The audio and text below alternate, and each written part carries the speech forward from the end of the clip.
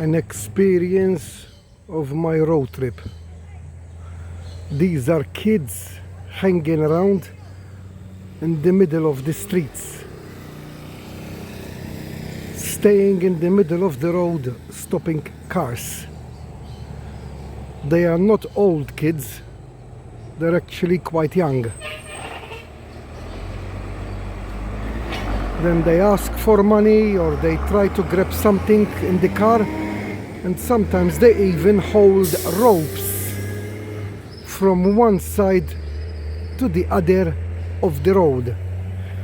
Now these are a little bit more clever, these kids, look, because they're staying next to one of the bumps in the road.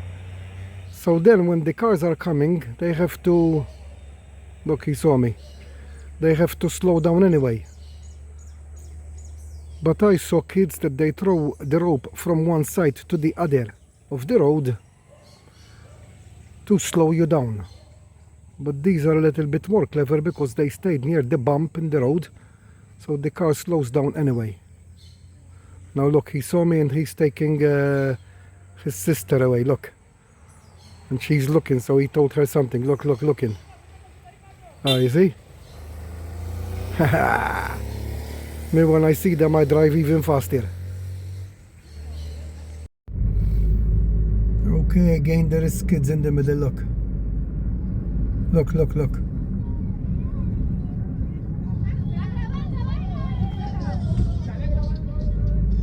See?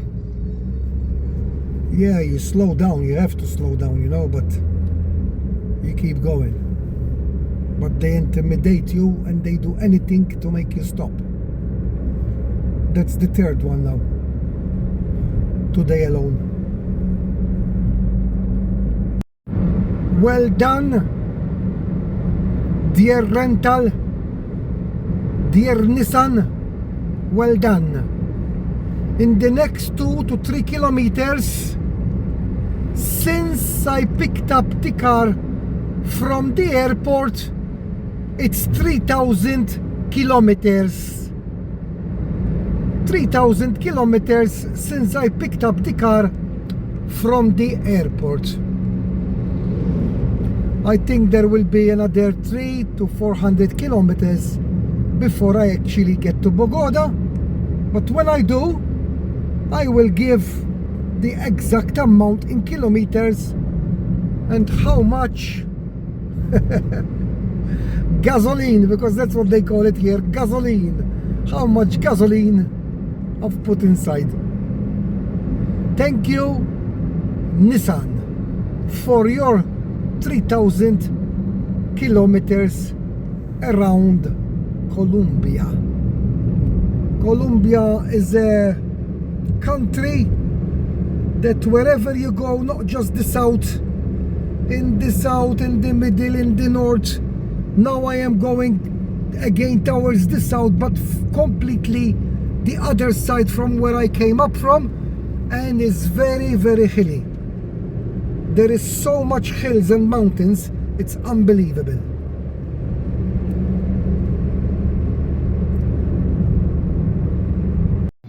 On the road again from Bucaramanga, or however you say it, to San Gil, 139 kilometers, and it should take 3 hours and 40 minutes. So I'm expecting a lot of winding and turning into mountains.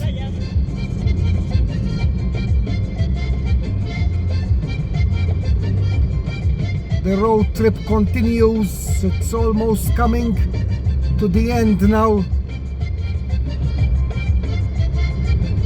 So, to San Gil and sleep there tonight.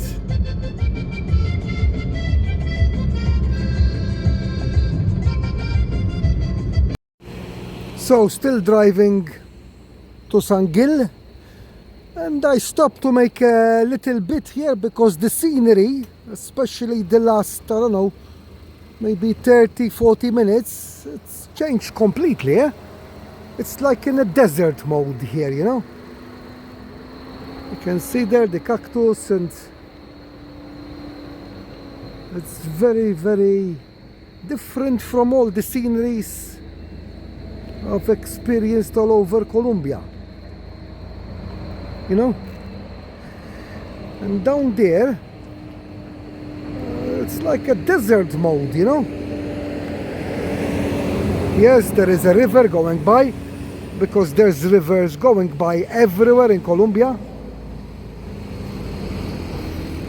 Don't know what they're doing. There's like people working down there as well.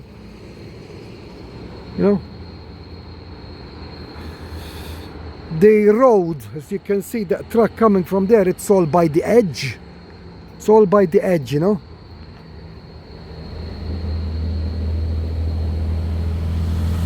Very good. Nice, slowly, slowly. Hot, very hot. Car with air condition on non-stop. You know? Trucks passing. It's a busy road.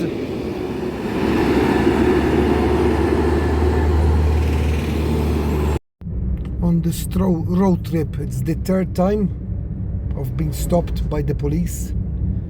I've seen lots of roadblocks all over Colombia, but they don't always stop you, you know. But this is the third time being stopped here in the middle of nowhere. And he was on for a while, eh? Looking page by page on my passport, looking at the international driving license. So good job that I had it. Always you should have, you know. Then he even made me open the boot and look at the luggage. He wanted the papers of the car rental, the paperwork, you know, when I hired it and everything. He asked when I arrived in Colombia. Really, really spot on, eh? I mean, he's doing his job, you know. I've got everything right. I don't have no problems, you know. He's doing his job. But this was extensive, you know. Okay. Anyway, it's another experience I thought I would share. Whoever is watching. The road is still beautiful, as you can see. And yes, I lost 15 minutes. What can you do? But I have time.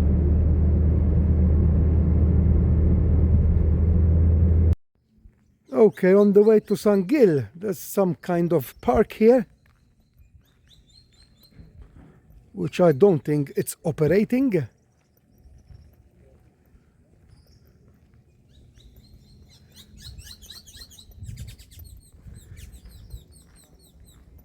They have everything what other parks have, like restaurants. Obviously, this one is going to have beautiful views. There was a couple there. They are driving with a motorbike. They stopped as well, and they are walking in here like I'm doing and having a look. Nothing seems to be on. Nobody asked me for money to come in here. I just walked in.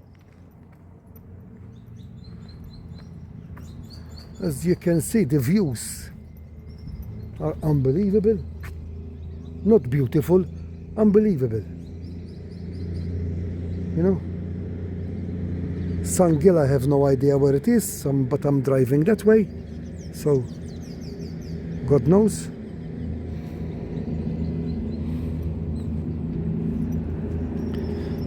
Have a look.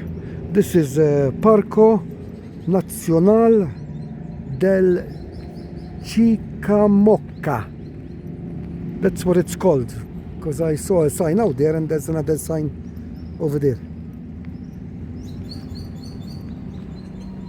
I guess there is times that this park is busy, you know, because this is all parking for cars. These are all parking for cars everywhere here, you know. They've got some kind of something there going God knows where.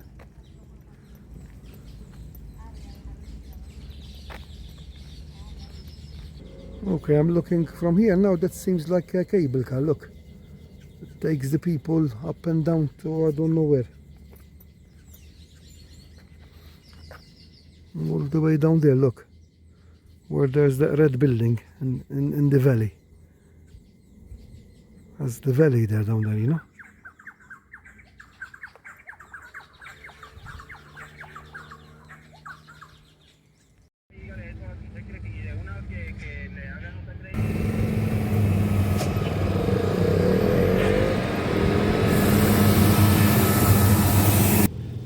What they do in the middle of nowhere, eh?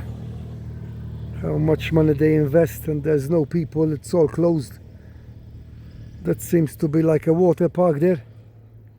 I mean, the setting, it's unbelievable, the setting. Like no other in the world. Mountains, nice weather, palm trees.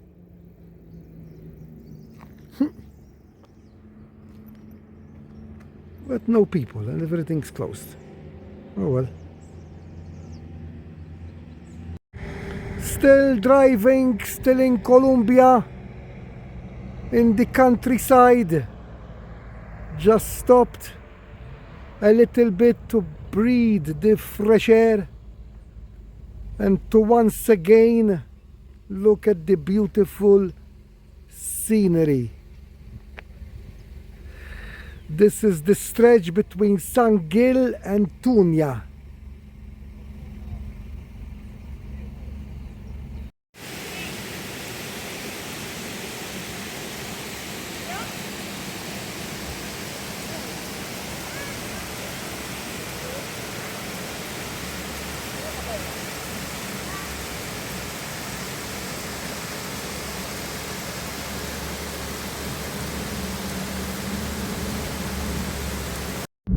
Almost in Tunia, only few kilometers left.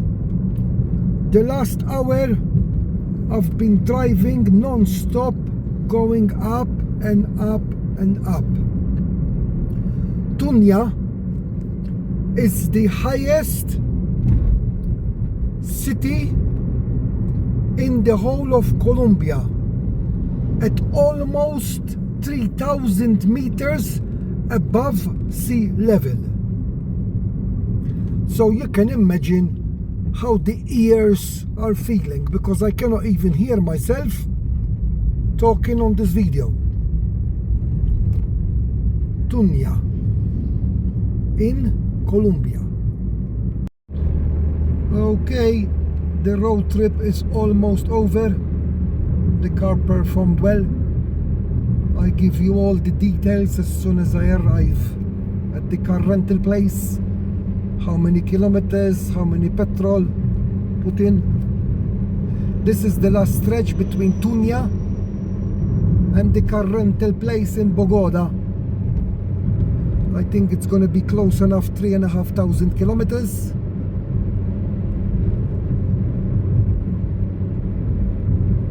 It's early in the morning. We left at 7 because by 10 o'clock I need to give him the car. Plus I need to top it up with the petrol to give it back a little bit more than it was given. Okay. All good, very cloudy, low clouds, but no rain. The road is not busy at all yet, because the more you go close to Bogota, I will expect lots of traffic there, but so far so good. Bye bye car, and thank you for your 19 days of service around Colombia.